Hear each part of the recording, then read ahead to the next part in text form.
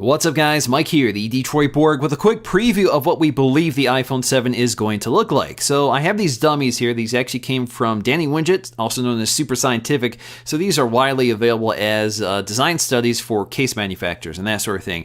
But this pretty accurately reveals what we're going to see this Wednesday when the phone is announced. So I didn't want to be the only one that didn't cover these dummies, so let's dig in to see what is new. So obviously, once again, we have two sizes, 4.7 inch and 5.5 inch, and for the most part, they have the same dimensions. The design differences are fairly minor, so they really consist of new antenna designs, new camera modules, as well as the elimination of the headphone jack.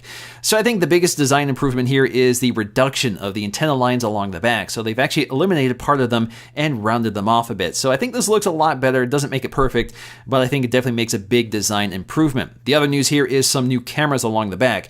In terms of specs, we're expecting 12 megapixels, at least for the 4.7 inch model. And as you can see, the modules themselves seem to be quite a bit larger, so that could be the design of the casing, but this could also mean that we have larger optics with a more shallow depth of field. So the rumor is that we're getting an f1.9 aperture, so we'll see if that actually comes to fruition.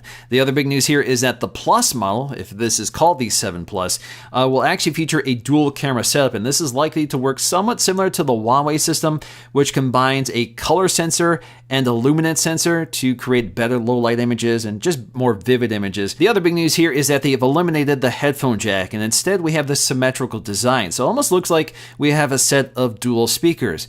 But we're not sure if we're actually getting a set of dual speakers. According to the diagrams, we're not actually seeing a speaker behind these outlets, so hopefully it's more than just cosmetic, because that would be kind of disappointing if there's actually nothing behind them besides one microphone. There's also a rumor that we'll also have a more flush home button, so we're going to see if that's the case, but otherwise the design on the front pretty much looks identical to the current phone. The buttons along the side are also the same, so we still have a mute switch, and the power button is also in the same location, along with the nano SIM tray. In terms of specs, we should get the new A10 processor, perhaps 2 gigs of RAM, and we may see a 256 gig capacity option for the Plus models. And as always, colors are a big story with each new iPhone, so we're expected to get 2 new colors, a darker space gray and space black. So we've seen a darker space gray before, we've seen it on the Apple Watch, and we've seen it on the iPod, so we're finally seeing it on the iPhone. Space black is also a color we've seen before on the Apple Watch, which is actually one of my favorite colors, and I'm really excited that's finally making it to the iPhone. It's going to be a very different look for the iPhone because it has a glossy finish instead of the anodized finish that the iPhone has always had. Although Apple is expected to include a headphone adapter with the iPhone 7,